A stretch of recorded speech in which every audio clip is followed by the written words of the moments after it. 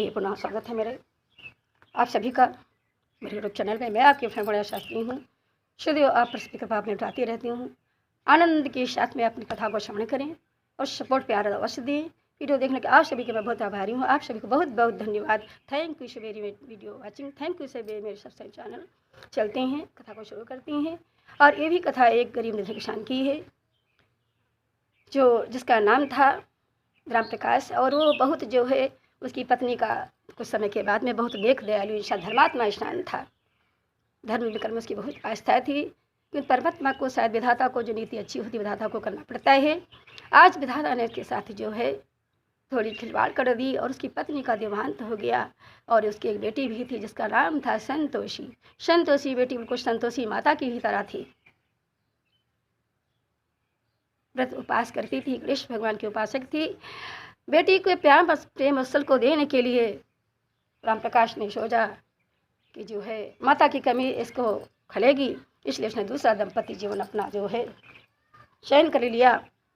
और परिग्रहण हुआ। शुभ संस्कार के बाद में सुंदर सी एक जो है देवी जी परिवार में आ गई। कुछ समय के बाद में उनके भी यहाँ कुछ समय बीता गया। 2 पुत्रों के संतानों की अवतारण हुआ, जिसमें एक बेटी एक बेटा था। और बेटी बेटा का पालन पोषण करता रहा। दोनों दंपति बड़े खुश हुए, प्रसन्न हुए। बेटी संतोषी को बहुत वो भाई के समान प्रेम स्नेह देते थे, किंतु उसकी माता का जो व्यवहार पहले था उस बेटी के प्रति वो बिल्कुल परिवर्तित हो गया, चेंज हो गया। अब तो वो संतोषी से दुर्व्यवहार करने लगी।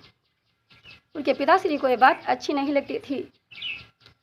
और एक दिन की बात है, वो जब राम प्रकाश जी बाहर से आते हैं और पत्नी जी स्वयं धर्म पत्नी जो आकर के अपने प्राणपति से आग्रह करती हैं, इस बेटी के व्रत से मैं तंग आ गई हूँ। जब देखो तब भगवान की पूजा उपासना करती रहती है, घर का काम काज सोच करती नहीं, बस खाती ही पड़ी रहती है।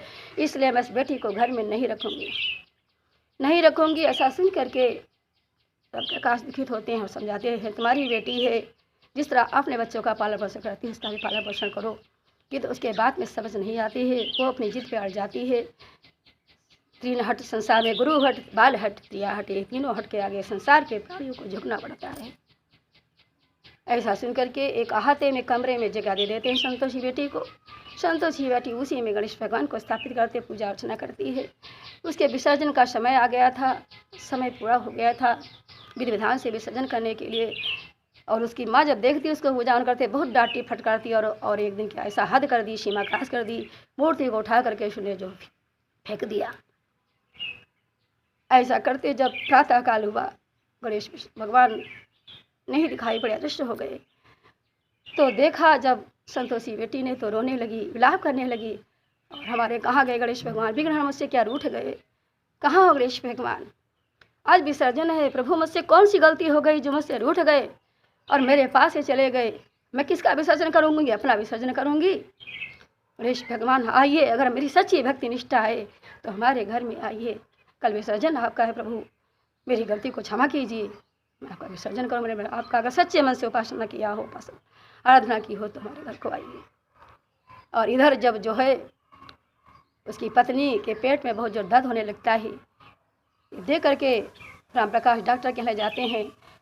ट्रीटमेंट होता है, अनेक डॉक्टर आते हैं, कहते हैं तुम्हारी पत्नी की मर्ज हमारे समझ में नहीं आ रही है, इसको बहुत डायबिटीज हो गया है, अब इसको घर में जाके लेकर के डाल दीजिए। और बहुत परेशान चिल्लाती, बहुत दर्द हो रहा, बहुत पेन हो रहा है, कुछ करिए, कुछ उपाय करिए, कुछ ले जाइए कहीं हमको, खूब ऐसे तड़प रही है।